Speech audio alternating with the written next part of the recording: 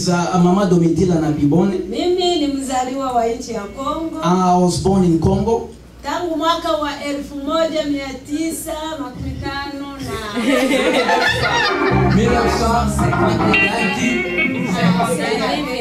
Okay, 1951. Nilipozaliwa, when I was born, nilizaliwa mjamala wa Kristo. I was born in the Christian Wazazi family. wangu wote walikuwa wa Kristo. My family, they were the Christian. Na mimi nilizaliwa mudini. I was born in the religion. Nikakomalia mudini. I grew up in a religion. Mpaka nikawa mtu mzima. Until I've grown up. Nikaolewa. I was married. Nilifanya ndoa yangu mwaka wa 68. I made my wedding was 1967.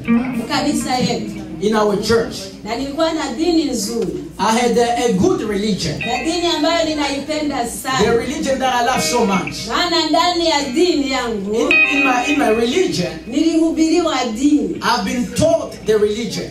Niliikamata kukichwa. I hate it. Na nilipenda. And I loved it. Na nilijua kama ni dini ilitoka kwa Mungu. And I knew that this religion came from God. Na nilikuwa najivuna na dini yangu. I was so proud with my religion. Na wala sikuingia hata dini nyingine hata siku. I never went to another religion. Maana wazazi wangu walikuwa wakubwa wa dini. Because my parents, they were the elders of the religion. Na nilijulikana sana ndani ya kanisa. I was known in the church. Maana nilikuwa kila siku kanisani. Because I was in the church every day. Na nilijua nilikuwa naenda mbinguni. And I knew that I was going to heaven. Lakini ninampenda sana Yesu. I love Jesus so much. Nikizungumza habari za huyu Yesu. When I'm speaking about Jesus, mara ninalia machozi kila siku. Sometimes I cry. Yesu mzuri. Because Jesus is good. Mimi sikumtafuta Yesu. I didn't look for Jesus. Nilijua dini yangu inanitosha. I knew that my religion is enough for me. Nilijua niko naenda mbinguni. And I knew that I was going to heaven. Hakuna kitu hata kimoja nilipungukiwa nacho. I didn't need anything else. Lakini siku moja, but one day, nikakutana na Yesu. I met Jesus. Yesu si dini. Amen. Jesus is not a religion. Hallelujah. Amen. Nikisema hallelujah na wewe sema amen. Haitakusaidia kitu kama unanyamaza. It's not going to help you anything when you keep quiet. Hallelujah ni lugha ya mbinguni. Hallelujah is the language of heaven. Na amen ni kusema ikuwe hivyo. And the amen is just you accept. Kama nasema hallelujah na ukisema amen. When I say hallelujah and you respond amen, it's gonna enter. We're gonna enter in spiritual. Amen. Amen. I love Jesus. You're gonna forgive me. Every time I like crying. When I start talking about the love of Jesus, I cry. This is not the tears of sorrow. It's the tears of joy. Amen. When I want to talk about this, most of the time I see before me, I love Jesus. One day, Jesus came to visit me. I didn't look for Jesus. I didn't go to churches. I didn't go to crusades. But Jesus loved me. He looked for me. He met me in my house. Jesus. I love you so much. Jesus. Jesus.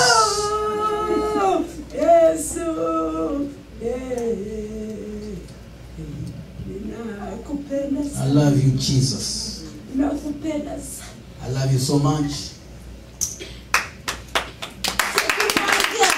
One day, I was in my house. It was during the day. I was coming from my work. I was relaxing in my house. That is the beginning of my testimony. I was relaxing and I passed with sleep. I was sitting and I slept. Nikasikia ni kama mtu anagonga kwenye mlango. I heard like somebody was knocking at the door. Akagonga nguvu. The person was knocking so hard. Akasema Mama Domitila. And the person said, Mama Domitila, kuja haraka unifungulie.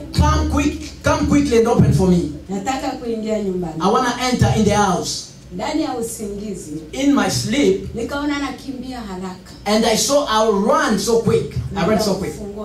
I opened the door. Nilipotaka kufungua mlango, when I tried to open the door, yule mtu akaniambia ngoja kidogo. The person told me, wait a minute. Mbona unakimbia haraka kunifungua? Why are you rushing to open the door for me? Ulisha safisha nyumba yako vizuri? Did you clean your house already? Kusudi niingie nizungumze. So that I may enter and talk to you. Nikageuka. And I turned back. Nikaangalia ndani ya nyumba yangu. And I looked around my house. Nikaona nyumba yote ni uchafu. I saw that my house was very dirty. Mahali popote niliangalia ilikuwa uchafu. Everywhere that I was looking, it was very dirty. Na haikuwa uchafu tu. It wasn't only dirty. Ilikuwa inanuka mbaya. It was stinking so bad. Nikamwambia. And I told the person. Nilikuwa ndani, yeye nje. I was in the house and the person was outside. Nikamwambia ndugu. And I told him, brother, mimi siweze kukudanganya. I'm not gonna lie to you. Nyumba yangu ni mchafu. My house is very dirty. Na sio uchafu tu, inanuka. It's not only dirty, it's stinking. Yule mtu akaniuliza. And the person asked me a question. Kwa nini unakubali kuishi ndani ya nyumba? Why are you allowing yourself to live in this kind of condition? Na wewe uko mtu mzima. And you are alive. Nikasema mimi sikujua kama nyumba yangu. I said that I didn't know that my house was dirty. Akasema mimi nilitaka kukutembelea. And the person said, I was about to visit you. Na nilitaka kuzungumza. And I wanted to talk to you. Lakini kwa kuwa nyumba yako ni mchafu. Because your house is dirty. Na mimi siwezi kuingia. I'm not gonna enter there. Ila nina neno moja. But I have a word for you. Wenda utafute Biblia. Go and look for a Bible. Soma kitabu ya Petro wa kwanza. Go and read the book of Peter. Sura 4. Chapter 4. Mstari wa 3. And verse 3. Pale tunatoka kusoma. The place that we read right now. Kuna neno moja ninapendaka kusema tu. There is a word I always like to say it every time. Mimi sikujua kusoma. I didn't know how to read. Akaniambia hivyo na akaenda. He told me and he left. Mimi nashituka. And I came awake from my sleep. Kumbe hakuna mtu. There were nobody there. Nikakimbia. And I ran. Nikafungua mlango. I opened my door. Sione mtu. I didn't see anybody. Nikakimbia kwenye lupango. And I went outside. Sione mtu. I didn't see anybody. Nikarudia. And I came back. Nikasema hii ni ndoto ama ni nini? I asked myself, is this a dream or what? Huyu ni mtu ama ni kitu gani? Is this a person or what? Sikuweza kuelewa. I didn't understand. Nikarudi ndani ya nyumba nione ile uchafu. I came back in the house so that I can see how dirty my house was. Ambayo niliona kwa ndoto. The one that I saw in my dream. Nilipoangalia nyumba ile. When I saw in my house, ilikuwa mzuri. It was so clean. Sikuelewa maana ya hiyo. I didn't understand the meaning of that dream. Lakini kaniuma kuroho. But it was painful into my heart.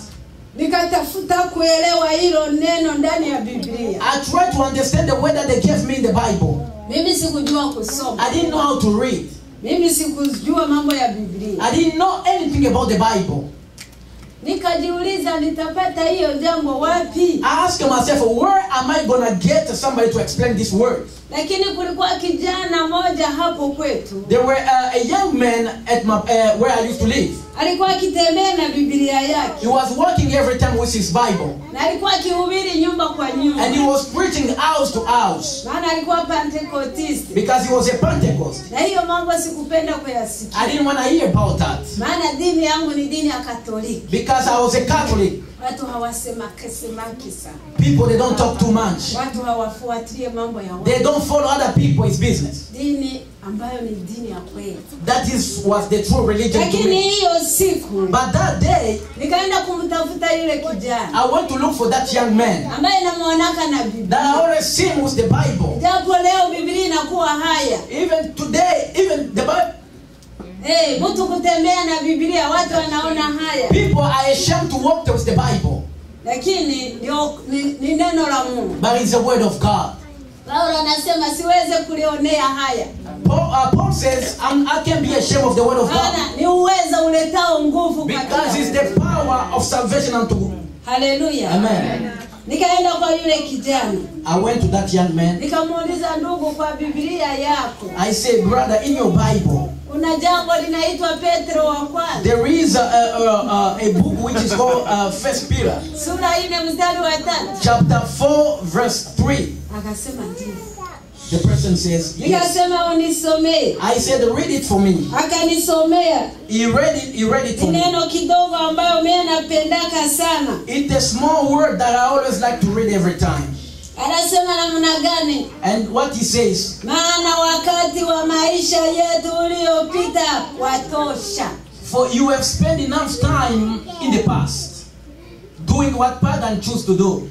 Unatosha kwa kutenda mapenzi ya mataifa, kuenenda katika ufisadi na tamaa za ulevi na karama za urafi.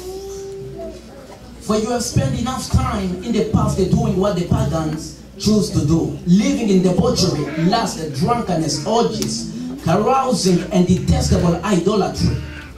They think you read it in the Bible. That is what I wanted to say.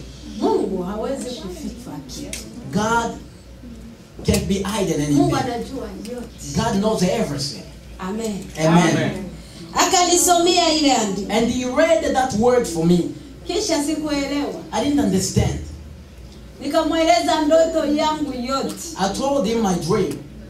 Ule kijana kanisikiliza mzuri. He heard me very nice. Akaniambia, Mama Domitila. He told me, Mama Domitila, ile ndoto uliona, that dream that you seen, the person that was knocking at the door, na ile uchafu uliona ndani, and the devil that you saw in your house, sio ile nyumba unakaa. that is not the house that you are living in. Lakini ni roho yako. It's your heart.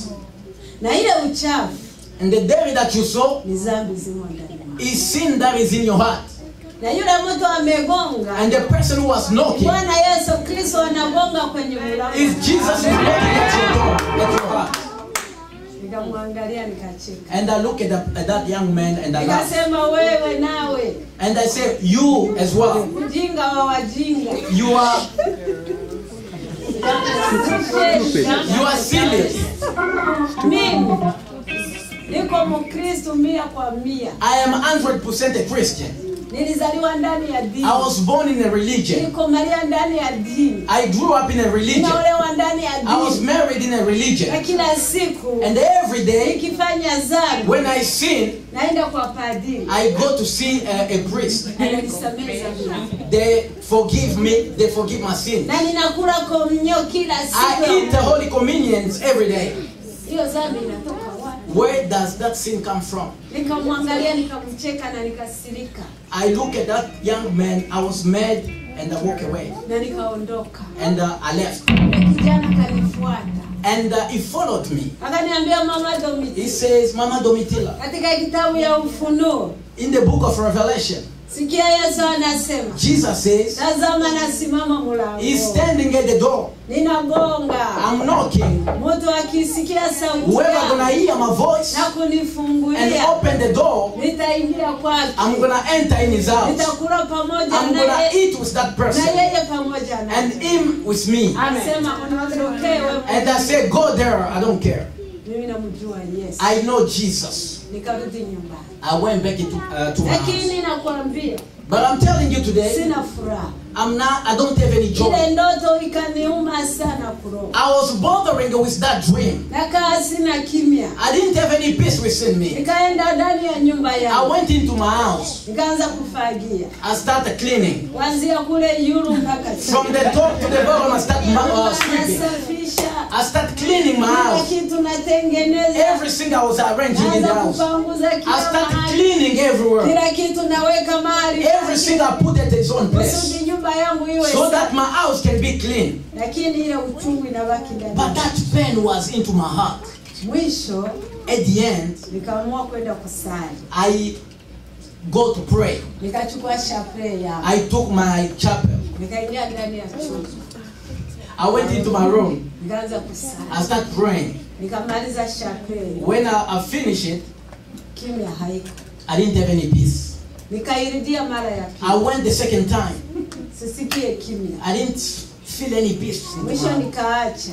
At the end, I left it. Nikaenda kufanya kazi zangu. I went to do my work. Lakini roho inalia. But my heart was crying.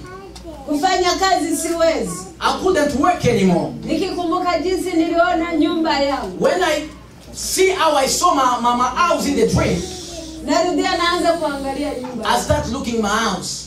Lakini nyumba yenyewe safi. But my house was clean. Nikarudia kuomba mara. I went to pray again. Nilipima kuchukua chapeli. When I tried to took the chapel, Roho yangu haina. my heart did not have any peace. Nikaenda nikapiga magoti. I went and I kneeled before. Nikaanza kusali sala za na kusalimu Maria. I started praying the prayer of the Lord. Lakini roho haipendi. But I didn't have any peace. Mimi nikaanza kulia. I started crying. Nikapiga kelele. I screamed. Ninakumbuka. I remember. Nikapiga kelele I screamed in my house. Nikaanza kusali. I started praying. Maombi yenye sijui. Prayers that I don't know. Nitake kutamka sala zetu hazitoki. I want to pray, but the prayer is not coming out. Lakini nikilalamika nasema Mungu amigo naanza kulia na kusali. When I scream God, I start crying. Pale pale nikapokea nguvu ya Roho. The same time I received the power of the Holy Spirit. Nikajazwa Roho Mtakatifu. I was filled with the Holy Spirit. Nilijazwa Roho Mtakatifu. When I was filled with the Holy Spirit, Niko Katolike 100%. I was a Catholic 100%. Nilipopokea Roho Mtakatifu. When I received the power of the Holy Roho Spirit, Mungu akanishuhudia. the Spirit of God started testifying to me. You are a sinner. Hata unajiita mtu wa Mungu. Even if you're calling yourself a Ni Christian, kweli uko mtu wa Mungu. of course you are a child of God. Lakini hauko mtoto wa Mungu. But you are not a child of God. Maana mtoto wa Mungu Because a child of God anafanya mapenzi ya baba yake. does the will of God. Lakini mtenda dhambi, But a sinner huyo si wa Mungu. it does not belong to Huyo God. ni wa shetani. It belongs to you. Simama ukatubu dhambi zako. Stand and repent Tena uziache. and leave everything. Mimi nikasimama. I stood up. Nikatoka ndani ya nyumba yangu niko I ndani. came out of my house. I was crying. Nikakimbia. I ran away. Sikutafuta padri I tena. didn't go to look for a priest anymore. Sikwenda kanisani I didn't kwangu. go to church anymore. Lakini nitafuta mtumishi wa I Mungu. went to look for a servant of Mwenye God anaweza kuwa karibu na who mimi. can be near me Kusudi nitubu dhambi. so that I can repent my Kwa sins. sababu nilizoea kutubu dhambi. Because kwa I was so padri. used to repent before the priest. Sikujua mtu anaweza kupiga magoti na Mungu I didn't anamsamehe. know that the person will kneel before God and God can hear him. Ilibidi nitafute mtu mwingine. It took me to look for somebody else. Nilienda kwa pastor I went to see a pastor, Protestant. a Protestant. Nikapiga magoti. I knelt before the Niko pastor. nalia. I was crying. Niko natubu na I was repenting and crying. Le pastor alinipokea. And the pastor welcomed me. Akanisamehe dhambi zangu, He forgave my sins akanisalia, and he prayed for me. akaniambia mama, He told me something. kwa sababu umekwisha kukiri kwa kinywa Because you chako, have confessed with your mouth, umekwisha kusamehewa you have dhambi, been forgiven your sins already. wala usilie tena. Don't cry anymore. Haleluya. Hallelujah. Nikasikia furaha. I was filled with joy. Nikarudi nyumbani. I went back to my house. Lakini nikapenda kusali. But I loved to pray. Nilikuwa nikiongozwa na Roho Mtakatifu. I was led by the Holy Spirit. Sikia nikwambie. Let me tell you something. Mtu unaweza kuwa na dini You can have a religion miaka 12, for 20 years, miaka 14, for 4 years, miaka 15. for 50 years. Ulizaliwa ndani ya You dini were ya baba born na in mama. the religion of your father and your Lakini mother. But ninakuambia I'm telling you today, dini sio wokovu. religion is not a salvation. Unaweza kuwa na dini You may have a religion, na hauna Yesu. but you don't have Jesus in you. Unaweza kwenda You kanisani may go to church, lakini hauende mbinguni. but you don't go to heaven. Dini na wokovu ni vitu viwili ambavyo Religion and salvation is two things that are different. Mtu wa dini utamjua namna gani? How are you going to recognize a religious person? Anasali kila siku ya Mungu. He prays every Sunday. Ingine siku zote All other days ni mambo ya kawaida. is just a normal person. utafanya dhambi na utasema nitaenda kutubu. You will sin and say, I will just go and repent on Sunday. Lakini kutubu si kusema. To repent is not to speak. Kutubu ni kusema na mnaacha. To repent is to leave what is wrong. Mimi nikapenda kusali sana. I cherish to pray so much. Lakini kawa mambo ya kushangaza. It was so amazing Namna gani Katoliki anajazwa Roho Mtakatifu? how a Catholic can be filled with the Holy Spirit. Namna gani Mkatoliki anaweza kutabiri? How a Catholic can speak in tongues. Ni wa Protestant, ni wa Katoliki hawakuamini mimi. So many people they didn't believe me. Ilikuwa mambo ya kigeni. It was a stranger thing. Na wakati naanza kusali, When I start praying, Mungu alikuwa ananionyesha kila kitu. God was showing me the details of everything. Maana sikukuwa na ujasiri na ile akili ya kusema sitasema hivi.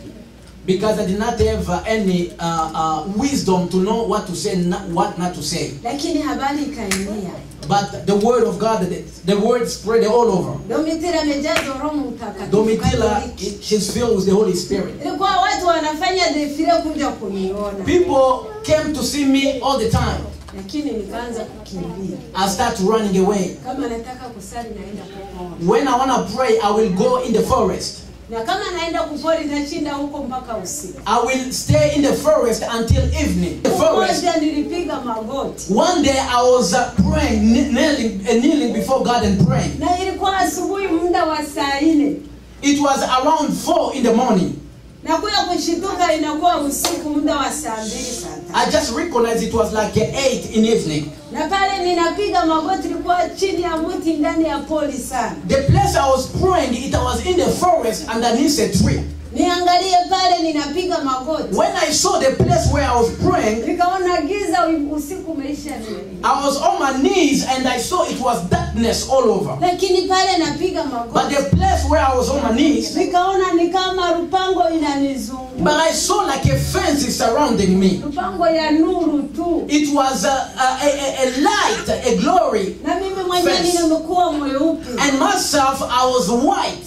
Na mavazi nilivaa yalikuwa ya kawaida. And my dress was a normal dress. Lakini yote nakuwa mweupe. But it became white. Nikaanza kujishangaa. I was surprised of myself. Kwa nini ninageuka hivi? Why I'm changing like this? Mkula kushangaa. By the time I was so astonished of myself, when I look above, Nilikuwa chini ya mti kabisa. I was underneath a big tree. Ndani ya ule mti. And inside that tree, Kulikuwa macho mawili. there were 2 eyes. Ile macho ni kama macho ya mtu. It was like the eyes of a man. Lakini inang'aa kama vile mataa ya motogaa usiku. But it was a lightning like the light of a car. Na ile mwangaza ile macho bila nifanya kuwa mweupe. And the light of that eyes, that is what made me to be white. Nikaogopa. I was so scared. Nikasema ni kweli wamesema. It's true that I say. Namna gani hii mambo ni ya shetani? I don't believe, is this for the devil or what? Watu wamesema Katoliki hawezi kujazwa Roho Mtakatifu. They say that the Catholic can be filled with the Holy Spirit. Na kwa sababu ya ile roho ndio maana nakutana na hii mambo. Because of that Holy Spirit, that's why I see all these things. Nikatetemeka sana. I was so scared. Kisha nikasema ngoja nikimbie. And I said, let me run away. Nataka kusimama. When I want to stand up, Nasikia ule mtu anaanza kusema. and that person starts talking to me. Akasema mimi sisikii. And the person was talking to me, but I couldn't hear the person. Kumbe kama alikuwa mtu simuone sababu ya ile mwangaza ya ile macho. I didn't know if it was a person because the light was so high that I couldn't see the person properly. Alipomaliza kusema. By the time the person finished to talk, Nikafunga vikwembe yangu. I just arranged my clothes. Akasema nikimbie. I was about to run. Nilipotaka kutoka. By the time I want to go away, Naona mtu anasimama. and I saw somebody was standing before me. Mtu mzuri. Somebody handsome. Afanane sawa sie. He doesn't look like us. Haiko mzuri. He's not a white man, Lakini sura. but he was so handsome.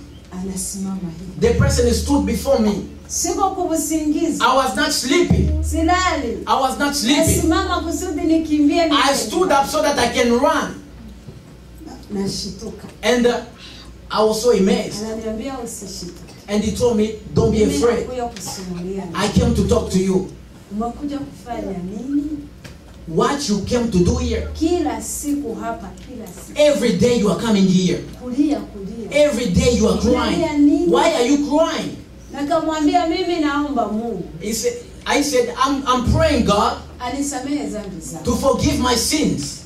Na siku nitakufa niende. And the day I will die, so that I may go to heaven. Akasema hiyo tu. And the person said, that is what you are making you cry. Hakuna kitu kingine. There is nothing else you can ask. Akasema mimi sijui kuomba. And I said, I don't know how to pray. Kama kuna kitu uniambie. If there is anything else, tell me. Akaniambia sikia. And the person said, listen. Mambo mengi ya kuomba kwa Mungu. You have so many things to ask to God. Akaanza nitajia ile mambo. And the person started telling me what is that. I'm not going to tell you that today because the time is running. Kisha kuniambia nikasema napenda hayo yote Mungu anipatie. And after the person told me, I said, okay, I like that. That God will do everything for me. Kupata karama kwa Mungu ni lazima ujaribiwe. Amen. To get the grace of God, you have to be tempted. Na ukijaribiwa ushinde, Mungu atakupa karama. When you are tempted, you have to overcome so that God will give you the victory. Lakini ukipewa karama ya Mungu bure utaiona kitu bure. But if you just being given the glory of God, you will see it like it's nothing. Nikasema Mungu anipe hiyo kipimo. I say I want God to give me that level. Akasema ulale hapa.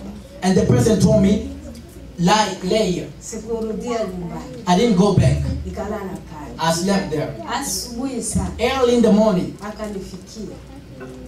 He came back again. Akaniambia sasa unataka karama ya Mungu. And he said, do you want the grace of God? Leo hautarudi nyumbani. Today you're not going to go back home. Nataka kukupeleka fasi moja. I will take you somewhere. Ambako watu wanateswa sana. The place where people are suffering so much. Hawamjui Mungu. They don't know God. Maisha yao ni kuua. Their life is killing. Maisha yao ni kuiba. Their life is stealing. Maisha yao ni kutenda watu vibaya. Their life is to destroy people. Na ninataka kuwahubiria neno la Mungu waokoke. I want you to preach the word of God so that they may receive God. Lakini sina mtu wa kutuma huko. I'm trying to send somebody, but I don't have anybody to send there. Leo naomba twende huko. So I'm asking you today, let's go there. Nikasema sijui kuhubiri. I said, I don't know how to preach. Akasema mimi mwenyewe. And the person told me, I will do it myself. Akasema mimi sijui njia ya kwenda huko. And I said, I don't know the way to go there.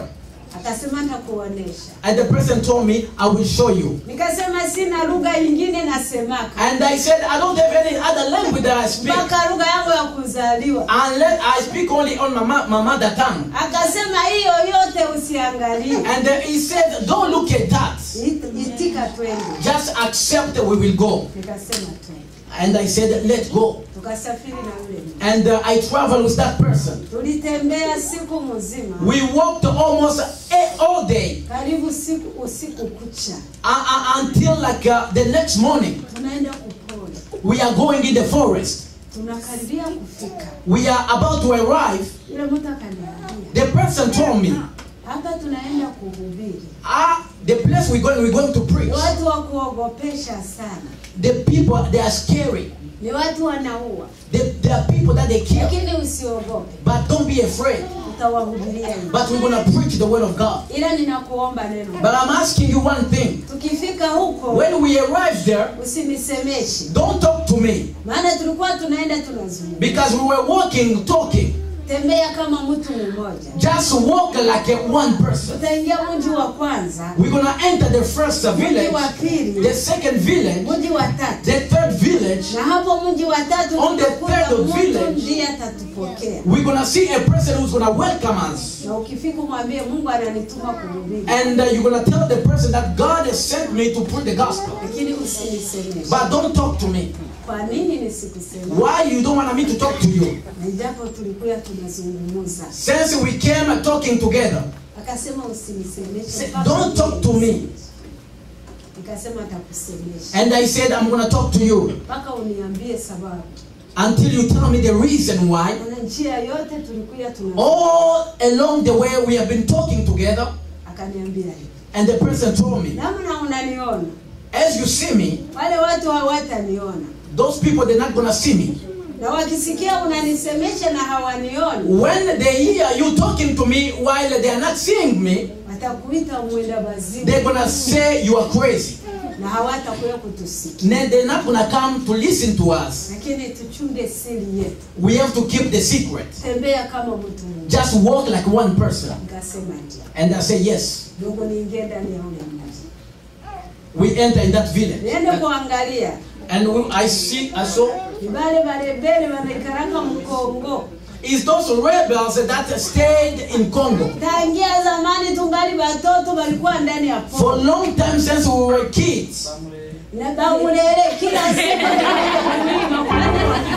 Those rebels that are coming to kill and to destroy people. Na kuangalia nilipita na wafahamu tu. But the time I saw them, I recognized them. Sikujua sura, mimi nilijua mavazi walikuwa wamevaa. I didn't know, but I saw that I recognized them, but they are clothes. Nikasema yo hapa ni bamulele. But when I saw them, I said, this is the rebels. Lakini nikanyamaza. But I just kept quiet. Basi watu wakasimama ndani ya mwingine. And all the people, they stood up in the village. Bana nisemesha na mimi siseme. They were talking to me, and I didn't talk to them back. I didn't Mji hear wa them. kwanza, mji wa pili. The first village, the second village. Mji wa tatu. On the third village, Tukakuta mtu anatengeneza kitunga yake. we saw somebody was fixing a basket. Kutuona ananikaribisha. And the person saw me, welcome us. Na mimi nikamwambia ninakuja, niko mgeni wako. And I said, I am your guest today. Nani anasema yale ule mtu aliniambia. And I said what that person told me. Akaniambia mwambie atuingize ndani ya nyumba. Told that person to allow us to enter into the house. Kusudi tuombe. So that we may pray. Nikamuomba. And I asked the person. Akaniingiza ndani ya nyumba. And the person allowed us to enter into the house. Niletea kakiti ya kukaa. And he brought a little chair for me. Yale kakasonga bugali. That kasonga bukali, the small chair. Tulikuwa wawili. We were two. Ananipa moja. And she gave us one. Nikaona haya ya kuketi kwenye kiti. And I was so ashamed to sit on the chair. Mtu wa heshima. And I'm with somebody else that I respected so much. Nikasema nimupatia ikale na mimi nikae chini. And I felt like I will give the person to sit so that I can sit on the floor. Nikakumbuka alisema hawatamuona. But I remember the person told me they won't see him. Kama mimi nikamupatia. But I gave him the chair. Akakatala kaikala ndani ya mavuni. And the person refused and sat on the floor in the desk. And I sat on the chair. Amen. Amen. Tukasali. And we prayed. Kisha kusali. After we prayed, Akaniambia mimi naenda. and the person told me I'm gone. Lakini mwambie huyu mtu. But I want you to tell this person. Mwambie Mungu ananituma hapa. Tell this person that God has sent me this place. Kuhubiri hawa watu wote. To preach all these people in this place. Habari njema ya The ufalme. good news of Jesus. Na ubaite. And call them. Naenda. And I went. Na wewe bakia ufanye hivi. I am going. I want you to remain. Lugha gani? In which language? Sijue lugha ya huyo mtu. I don't know the language of that person. Akasema ulimwambia lugha gani? And he told me, which language did you spoke with her? Utamwambia na atasikia. You will speak to that person and the person will hear. And that person left me. Mwenye nyumba kaingia. And the owner of the house came in. Nikamwambia ndugu, nina maneno ya kukuambia. And I told the person, I have a news to tell you. Lugha yangu. In my language. Akaniambia sema tu. And the person told me, just say. Mimi najua lugha ya Kirundi. And the person told me, I know the language of Kirundi. Nilisomea masomo yangu Burundi. I studied in Burundi. Maneno unasema na yasikia mzuri. And everything that you are saying, I'm hearing it very good. Akasema Mungu asifiwe. And I said, glory be to God. Amueleza jinsi Mungu alivyo. And I told the person, as God has sent me, Alinipa kitu ya kula mhogo. He gave me cassava. Akaenda kuita watu. And he went to call people. Miniti 10 watu walikuwa wamejaa. In 10 minutes, the people were filled all over the place. Akawasha moto kabambi ndani ya pori kubwa. He lighted a big fire in the forest. Walikuwa wanavaa mangozi ya wanyama. They were dressing up skins of animals. Manyoya ya kuku. And feathers of chickens. Things that was scary. Wakaja wakajaa. And they came, they were full at that place. Kisha ule mtu akakuja kuniita. And that person came to call me. Twende tukahubiri, watu walikuja. Let's go preach to the people who came. Mtu mwenye alinipeleka hayarudia bado. And the person who took me there never came back. Mwenye nyumba kaniambia simama dada tu. And the owner of the house told me, stand up, let's go. Nitoke nje. And I went Watu outside. wamejaa. People were all over the place. Siwe kuhubiri wanahubiri. I don't know how to preach. Nikaenda tu. But I just went. Nikakaa kwenye. I sat at the church. Nasema Mungu. I said, my God, Hivi nimekuwa kichaa kweli. I'm crazy today. Mpaka nakuya sio penye naenda. I'm coming, I don't know where I am. Ule mtu amenidanganya ipo wapi? The person who lied to me, where is he? Sasa Mungu utafanya nini? What am I gonna do?